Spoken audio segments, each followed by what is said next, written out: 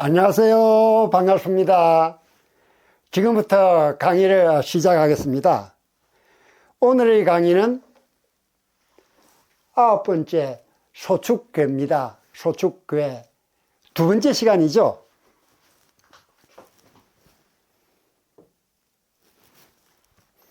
우리가 지난 시간에는 뭘 배웠죠?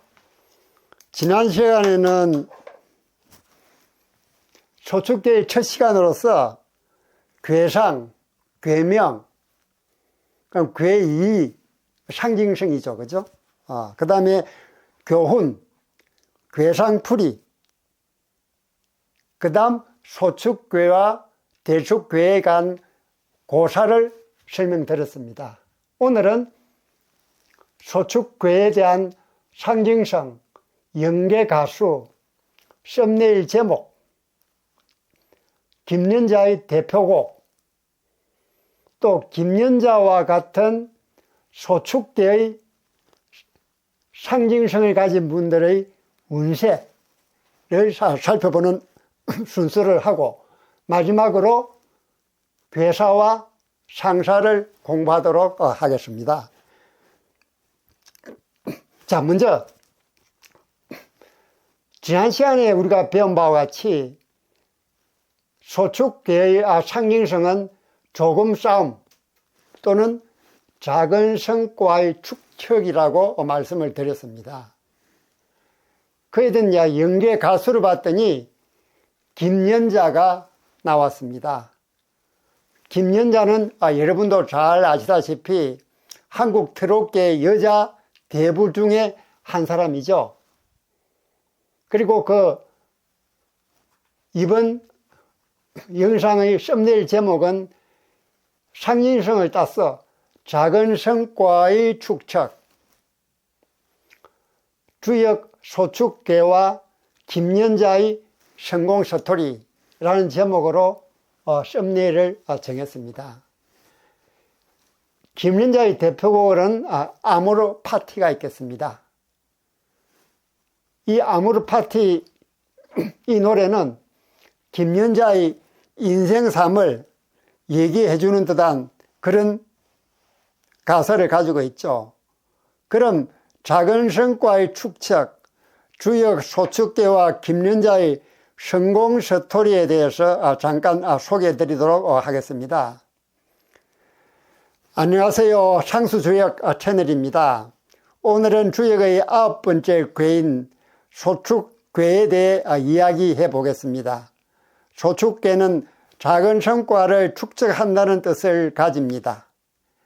하늘 위에 바람이 부는 괴상으로 작은 노력이 쌓여 결국 큰 성취를 이루는 과정을 상징하고 있지요. 이 괴는 인내와 꾸준함의 중요성을 알려줍니다. 한 걸음씩 한 걸음씩 천천히 나아가다 보면 결국 큰 성공을 이룰 수 있다는 메시지를 담고 있습니다. 이 소축괴의 메시지를 가장 잘 보여준 현대적인 사례로 가수 김연자의 이야기를 소개하고 싶습니다. 1974년 데뷔한 그녀는 오랜 무명 시절 동안 포기하지 않고 노래에 대한 열정을 이어갔습니다.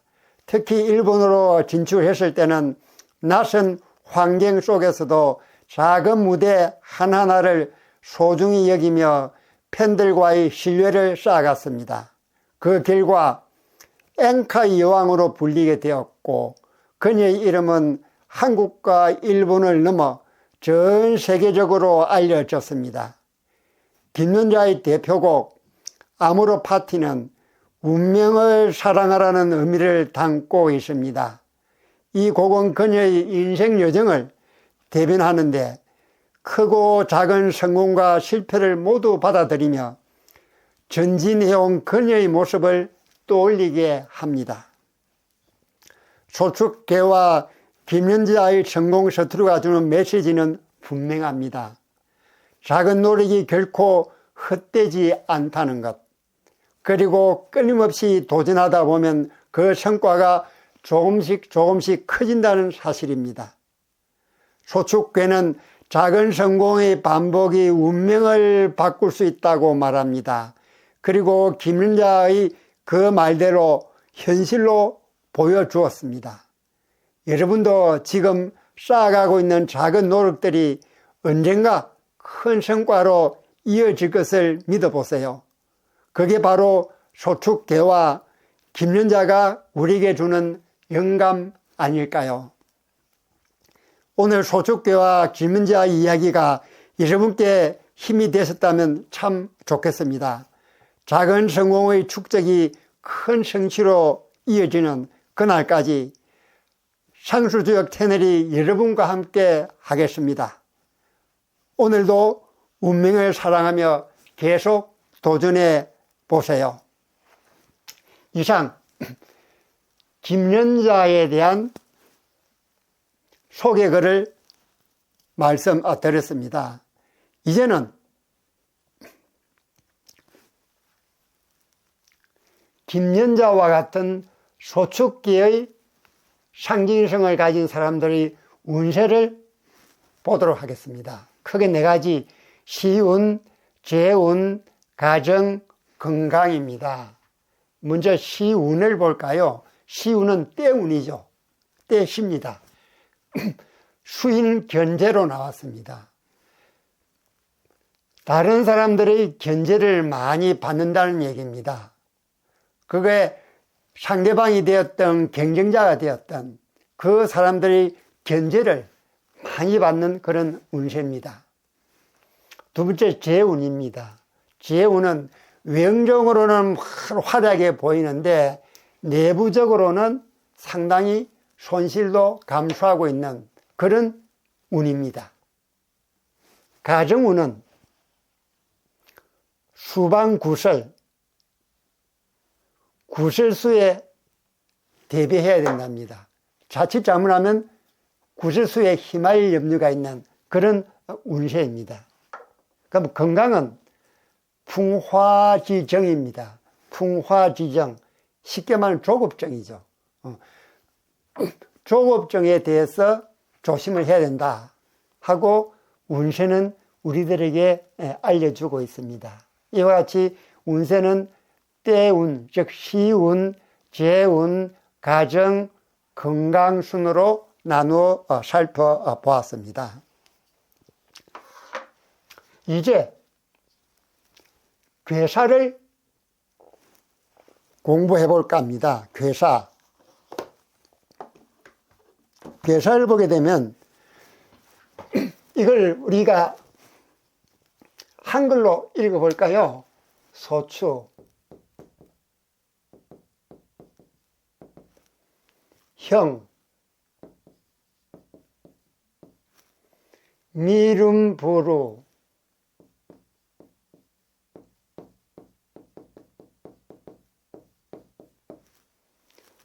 자아석교입니다.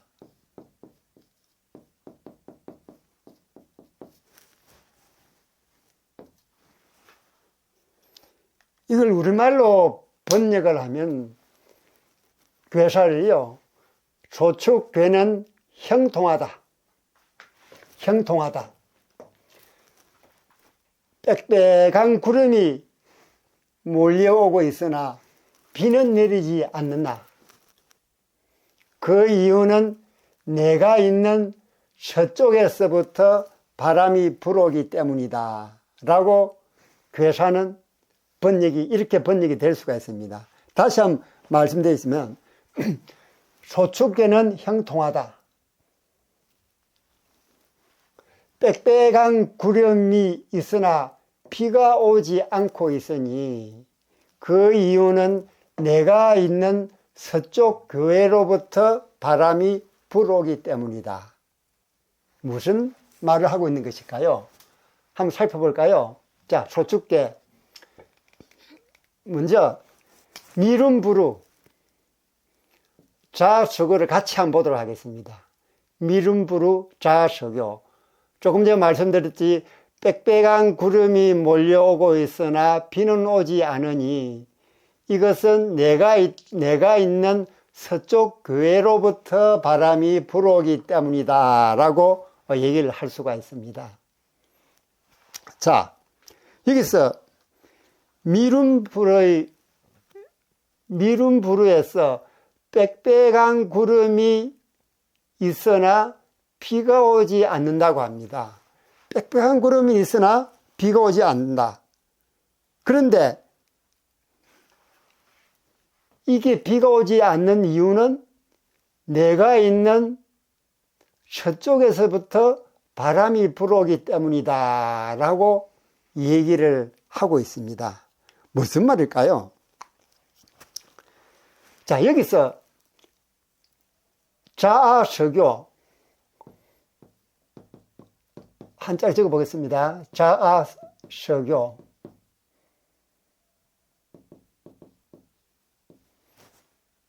여기서 자는 이게 자기 할 때 자자가 아니고 몸으로 붙으라는 전치사입니다. 전치사예요. 내가 있는 곳으로부터 서쪽, 내가 있는 곳으로부터 서쪽. 자아서교만 해석하면 그렇습니다. 자아서교만 해석하면. 자, 그러면 여기서 자는 제가 말씀드렸듯이 몸으로 붙으라는 뜻입니다. 내가 있는 곳으로부터 서쪽에서 바람이 불어오기 때문이다 라는데, 여기서 아는 나라는 뜻이죠. 나. 아는 누굴까요? 제가 지난 시간에 말씀을 드렸죠. 소축계의 괴상을 보면 양효가 5개고 유일하게 육사가 음효라고 했습니다. 음효가 양효에 비해서 월등히 적으니까 작은 것이 귀하다고 했죠. 그래서 육사가 괴주가 됩니다. 즉 주체가 된다고 했죠. 그리고 육사는 공자가 그렇게 존경했다는 주공이라고 제가 말씀을 드렸습니다. 주공. 그런데 이 주공이라고 우리가 해석을 했지만은 좀 의아스러운 게 있죠. 뭐냐 하면 이 괴사는 누가 만든 걸로 되어 있죠? 괴사는 문왕이 만들고, 괴사는 문왕이 만들었고, 그 다음에 효사는 주공이 만들었다 라고 일반적으로 얘기를 하고 있습니다. 자, 그럼 이 문왕이 만약에 이 괴사를 만들었다고 한다면은 이 안은 우리 상식으로 볼 때 당연히 문왕이 되어야죠. 그런데 제가 지난 시간에 말씀을 드렸듯이 7번째 사괴, 8번째 비괴, 이번에 9번째 소축괴, 다 연관이 있다 그랬죠. 어떤 연관이 있다 그랬죠?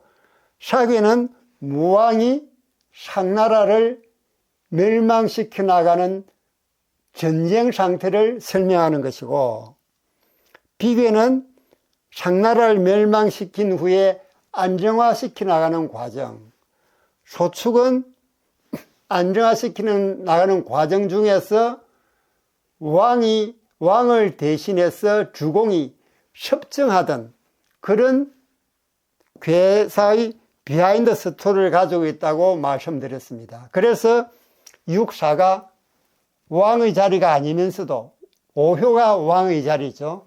육사가 대신의 자리에 있으면서도 괴주가 되는 것은 왕을 대신해서 주공이 섭정을 했다. 그래서 섭정을 한 후에 문왕 다음에 이게 무왕입니다. 무왕. 문왕이 죽고 무왕이 문왕의 신의를 수레에 싣고 전쟁을 치르면서 상나라를 멸망시켰죠. 그 다음에 무왕이 바로 성왕한테 자리를 물려주지 못하고 너무 어리니까 일단 주공한테 섭정을 부탁하죠. 그리고 성왕이 장성하고 나면은 왕권을 이렇게 물려주십시오라고 부탁을 했다고 말씀드렸습니다. 그리고 이 소축괴는, 이 소축괴는 주공이 성왕을 대신해서 국정을 섭정하는 그런 시기를 얘기하는 것입니다. 그래서 여기서 말하는 자아서교 안은 문항이 아니고 주공이다 라는 게 통설입니다. 물론 주의 같은 대역학자도 주역 본의에서 여기서 말하는 안은 괴사를 문항이 만들었으니까 당연히 문항이다라고 주장을 합니다. 그러나 통설은 그렇게 되면 만약에 이게 문항이라고 얘기를 한다 그러면 이 사괴, 빌괴, 소축괴가 의미하는 일련의 과정들이 설명이 되지 않죠. 왜? 이 소축괴는 문항이 죽고 무항이 죽고 난 다음에 지금 일입니다. 즉 주공하고 성왕이 살아있을 그런 시기이기 때문에 이 아가 문항이 돼서는 해석이 안 되는 것이죠. 그래서 통설은 주공이라는 것이 통설이 됩니다.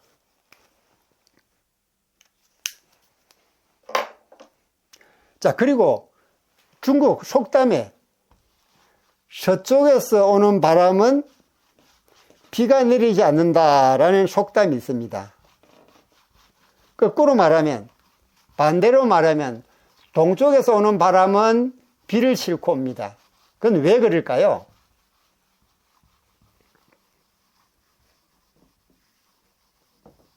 왜 서쪽에서 오는 바람은 비를 싣고 오지 못하고 동쪽에서 오는 바람은 비를 싣고 올까요? 여기 서쪽이죠. 자, 중국은 간단히 그리면은 중국 지도가 이렇습니다. 이쪽이 히말라야 산맥이 있는 서쪽이죠. 이쪽이 우리나라가 있는 동쪽입니다. 동쪽에서 오는 바람은 바다를 거쳐서 오기 때문에 습기를 안고 옵니다. 반면에 서쪽에서 불어오는 바람은 이기가 히말라야 산맥의 고원입니다. 사막 고원들이죠. 그러니까 오면서 건조해서 옵니다. 그래서 이 비를 내릴 수가 없죠. 그래서 이 서는 서쪽에서 중국 속담에 서쪽에서 오는 바람은 비를 내리지 않는다라고 하는 이유가 바로 이런 이유가 있기 때문입니다. 그런데 실제로 여기서 비가 내리지 않는다는 것은 실제로 비가 내리지 않는 걸 의미하는 게 아니고 일종의 비유입니다. 비유. 왜? 비가 내려가지고 만물이 생장할 수 있는 그런 시기가 돼야 다 풍요로워지죠. 근데 비가 내리지 않으니까 이 생물들이, 곡식들이, 나무들이 제대로 성장하지 못하는 겁니다. 그 얘기는 비가 내리지 않는다는 이 불우 얘기는 아직까지도 정치, 경제적 역량이 부족하기 때문에 백성들에게 완전한 시혜를 베풀 수 없는 그런 안타까운 심정을 얘기하고 있는 것입니다. 여기서 이제 우리 괴상과 물상을 한번 볼까요?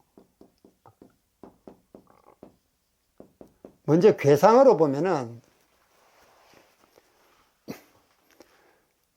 여기서 괴상은 상괴가 바람을 상징하는 손, 하괴가 하늘을 상징하는 건으로 되어 있다고 제가 지난 시간 말씀을 드렸고, 아버지 성 풍과 어머니 성 천을 따고 풍천 해서 이름이 소축이 되었다고 제가 지난 시간에 말씀드린 바가 있습니다. 자, 괴상으로 보면요, 먼저 하늘에 떠 있는 구름은 이게 하늘이죠, 그죠? 하늘 위에 떠 있는 이 구름 바람풍자입니다.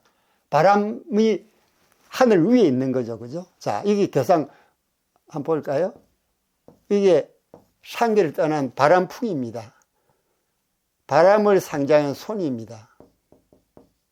손인데 하늘 위에 있는 바람이니까 이 양효가 두 개고 음효가 하나입니다. 송괴는, 그죠? 송괴는 음효가 하나고 양효가 두 개인데 원래 양효는 위로 올라가는 성질이 있습니다. 왜? 하늘에서 내려왔으니까요. 음효는 땅에 효기 때문에 아래로 내려가려고 합니다. 양효 위로 올라가려고 합니다. 그런데 올라가는 양효의 기운은 두 개고 내려가려는 음효 기운은 하나입니다. 그러니까 올라가는 기운이 더 세죠. 더 셉니다. 내려가는 기운보다. 그러니 비가 돼서 떨어지지 못하고 바람 따라 이렇게 움직이기만 할 뿐입니다. 이게 괴상으로 보는 이 풍천소축계의 상입니다. 자, 물상으로 보면, 두 번째 물상으로 볼까요? 물상으로 보면 호계를 먼저 보실까? 호계는 뭐라 그랬죠? 초효와 상효를 제거하고 2, 3, 4효를 내호계로 하고 3, 4, 5효를 외호계로 해서 만든 게 호계라 그랬죠. 자, 그럼 외호계 3, 4, 5를 볼까요? 3, 4가 양효, 음효, 양효입니다. 양효, 음효, 양효죠. 이건 뭡니까? 불을 상징한 이계죠. 불을 상징하는 이계입니다.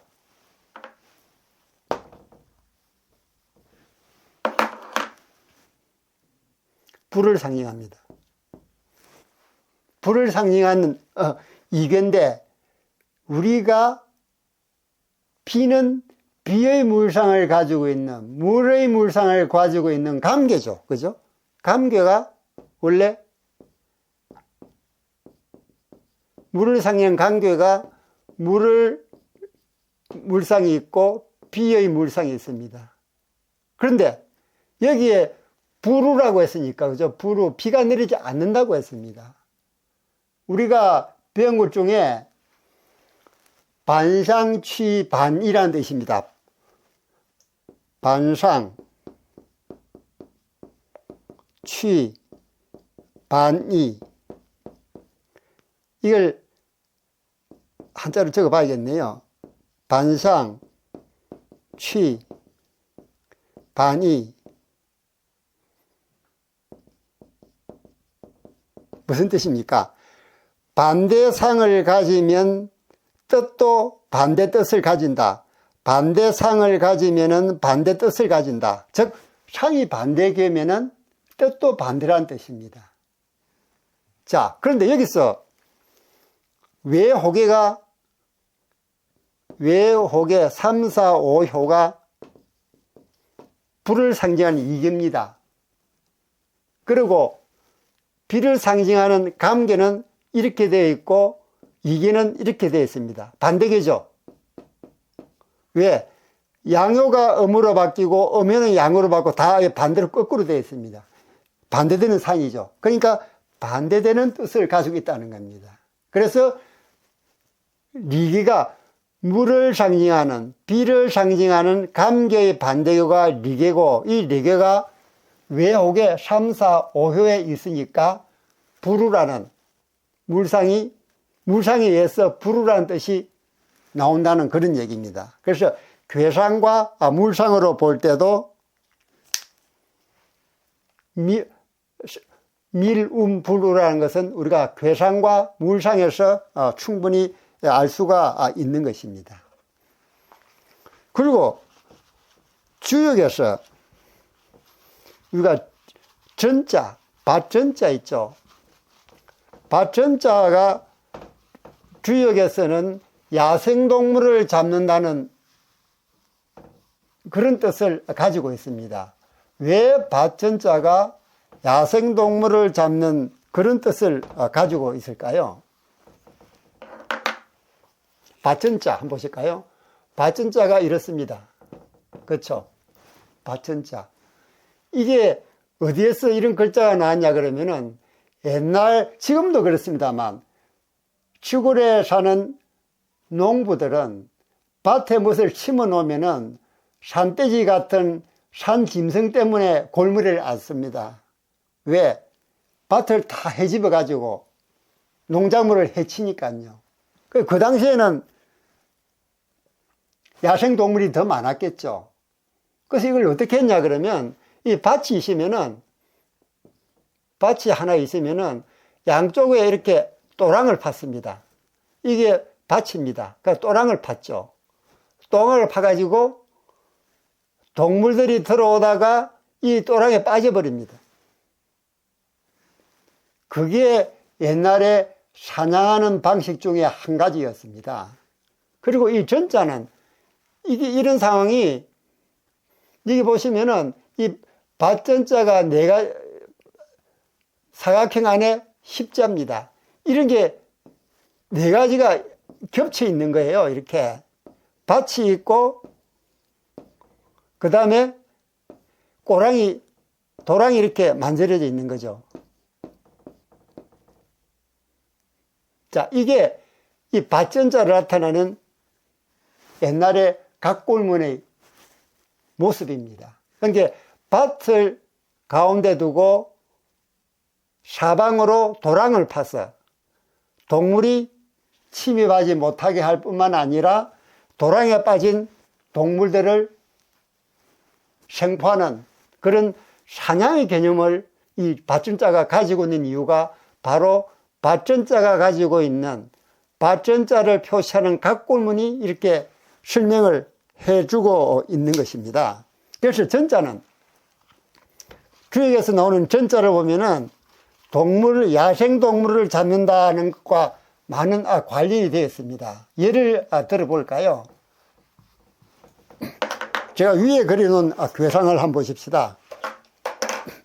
위에 괴상을 보면은 7번째 사계입니다. 사계는 지수사죠. 우리가 지난 시간에 배웠습니다. 여기에 보면은 오효의 전유금이라고 되어 있습니다. 밭에 동물이 있다 그랬죠. 그 다음 32번째 괴 한괴를 보면은 한괴 구사에 전무금이라고 나옵니다. 밭에 동물이 없다는 뜻입니다. 그 다음 40번째 괴인 해를 보면은 구이에 전획삼호라고 되어 있습니다. 호는 여우호자죠. 밭에서 3마리의 여우를 포획했다라는 뜻이 있습니다. 또 네 번째는 57번째 괴 송괴를 보면 육사에 전획삼품이라고 있습니다. 밭에서 3개의 동물을 잡았다 하는 전획삼품이 송괴 육사에서도 나옵니다. 이와 같이 이 밭전자가 모두 동물을 잡는 그런 의미를 가지고 있는 이유가 조금 전에 말씀드렸던 이 밭전자라는 그 글자가 각 골문에는 각 밭마다 도랑을 파서 그 동물이 침입하는 동물이 거기에 빠졌어. 농부들이 그걸 밧줄로 잡아가서 집을 키우는 것이 바로 가축이었습니다. 이 가축, 축자를 한번 볼까요? 소축할 때 축자입니다. 축자는 밧줄 현자에다가 밭전자입니다.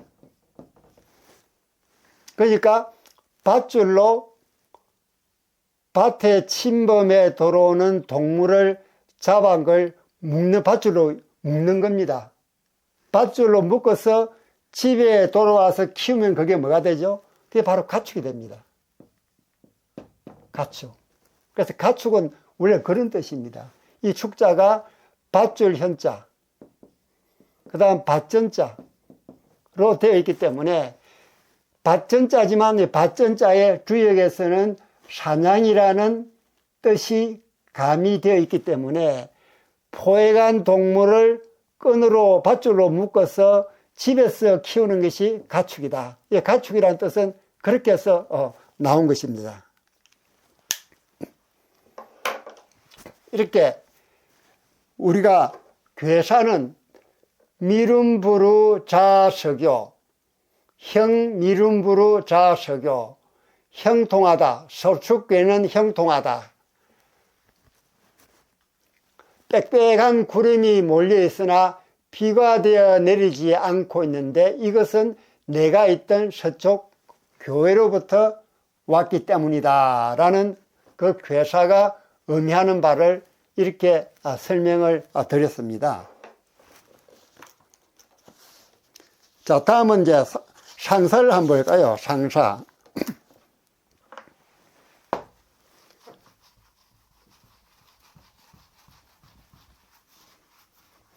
상사는 우리말로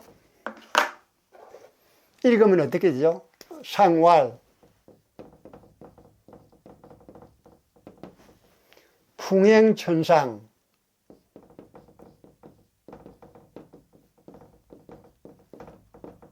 풍행천상 소축, 군자이, 어문덕입니다. 어문덕.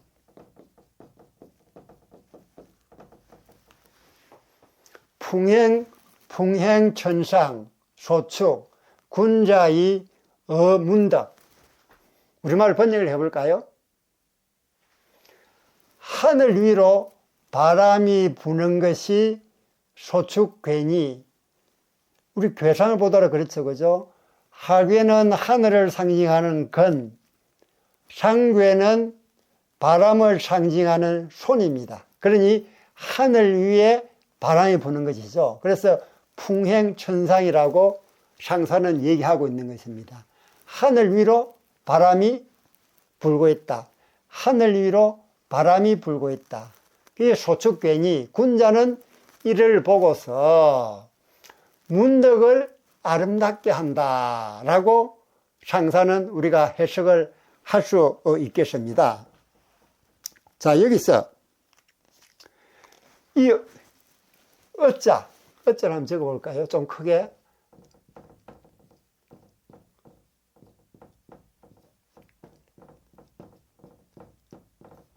이게 아름다울 어자입니다. 아름다울 어자. 아름다울 어자입니다.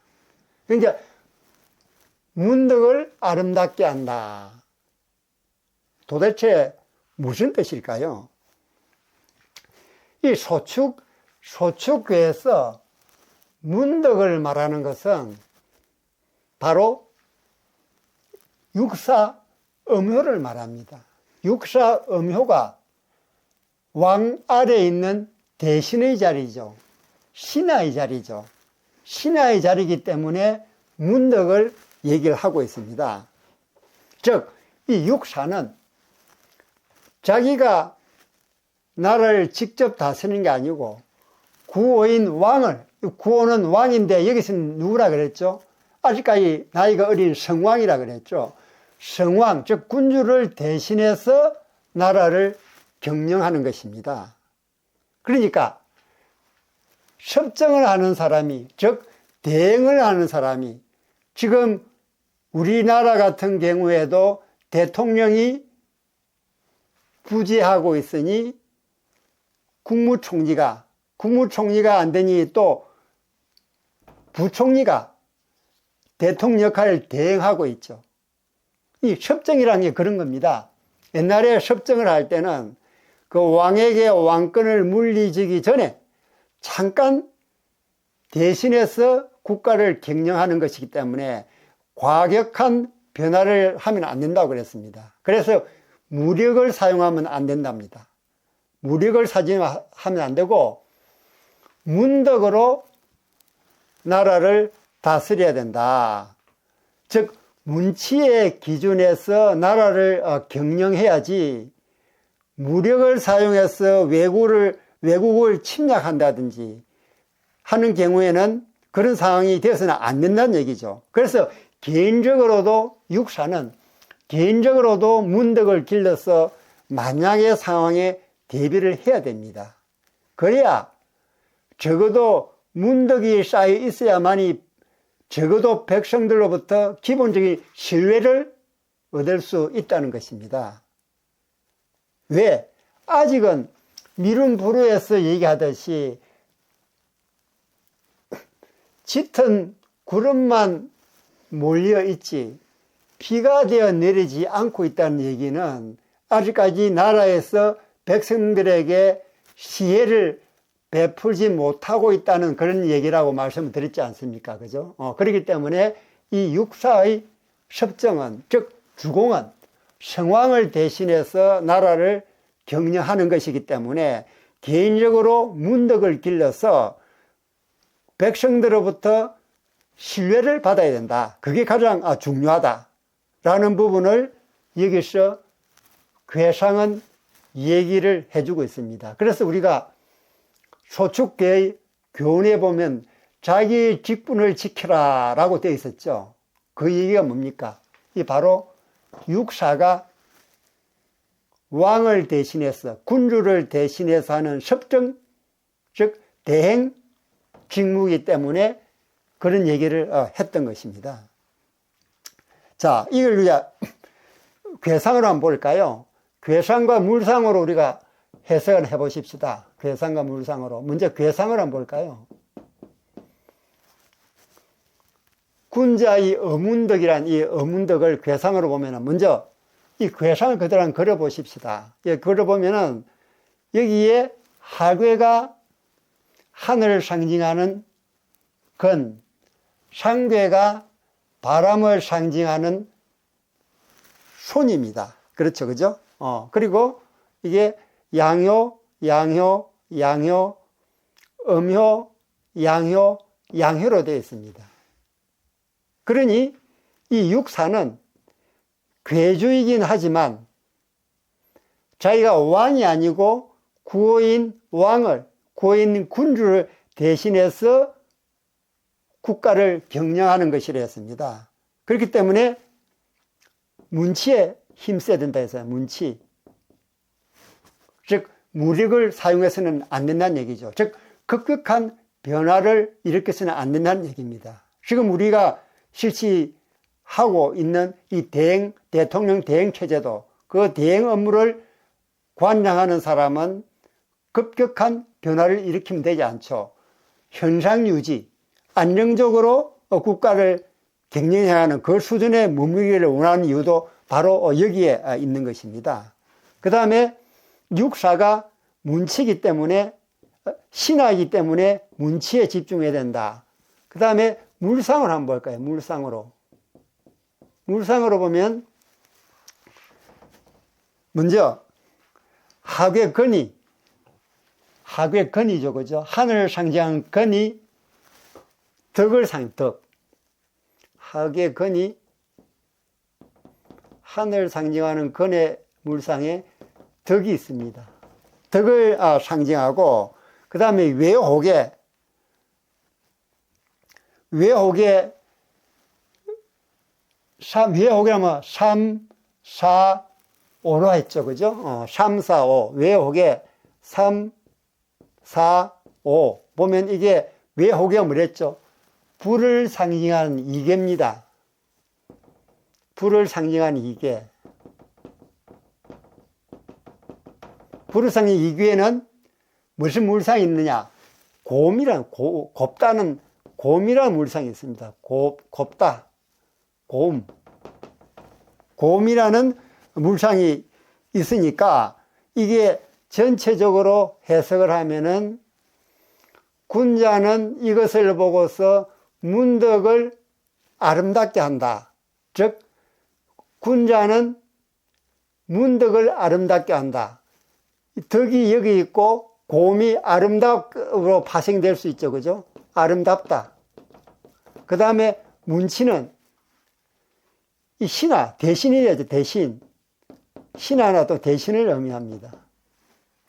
그러니까 외옥의 네가 곰을 상징하고 하괴건이 덕을 상징하고 괴상에서 육사는 신하 대신이기 때문에 무력보다는 문치를 해야 되고 그래서 이 문과 문덕 그 다음에 아름다움 즉 문덕을 아름답게 한다라는 상사 내용이 이렇게 괴상과 물상으로 우리가 풀어볼 수가 있는 것입니다. 자, 지금까지